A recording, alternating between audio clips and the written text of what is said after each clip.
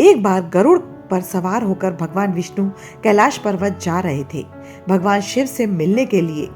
रास्ते में एक घर के आगे 2 बारातें रुकी हुई थी, कन्या 1 और बारात 2। यह देखकर गरुड़ के मन में बड़ा आश्चर्य हुआ और उसने भगवान से पूछा कि प्रभु, कन्या 1 है और बारातें 2 हैं, यह कैसा आश्चर्य है? भगवान विष्णु बोले, हाँ, कन्या 1 ही है और 1 ही वर से उसका विवाह होगा। फिर गरुड़ जी बोले कि फिर प्रभु, बारातें तो 2 हैं, तो किसके साथ कन्या के विवाह होगा? भगवान विष्णु बोले, हाँ, बारातें तो 2 ही हैं। एक कन्या के पिता ने चुनी है, ये कन्या के पिता ने जो वर चुना है ये वही बारात है, और दूसरा वर माता ने चुना है, वह उसकी बारात है। और कन्या का विवाह किससे होगा प्रभु? भगवान बोले, जो माता ने वर चुना है उसके साथ ही कन्या का विवाह होगा। गरुड़ के मन में अनेक प्रश्न उठ रहे थे।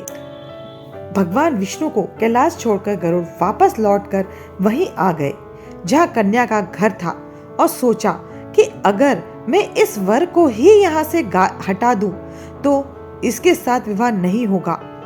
पर गरुड़ भूल कर गए कि भाग लिखे को कौन मिटा सकता है, और उन्होंने वर को उठाया और एक ऐसे निर्जन टापू पर ले गए जहाँ कुछ भी नहीं था, ना खाने के लिए ना पीने के लिए।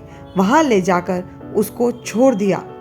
अब एकाएक गरुड़ के मन में ख्याल आया कि लो, यहाँ तो खाने के लिए भी कुछ नहीं है, यह तो भूखा प्यासा मर जाएगा और इसका पाप मेरे सर पर लगेगा।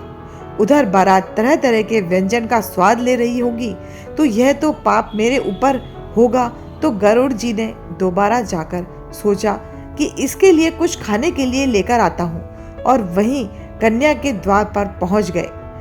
वर के एकाएक लापता होने से कन्या की माता बहुत परेशान थी, और उसने सोचा कि फलों की टोकरी में जो कन्या पक्ष की तरफ से वर पक्ष को भेजना है, उसमें उसने कन्या को 16 श्रृंगार करके उसमें बिठाया और ऊपर से फल फूल में मिष्ठान से ढक दिया, और होने वाले समधी को अपनी मंशा समझा दी ताकि कन्या उसके घर पहुंच जाए तो उसका विवाह रीति रिवाज से करवा दिया जाए।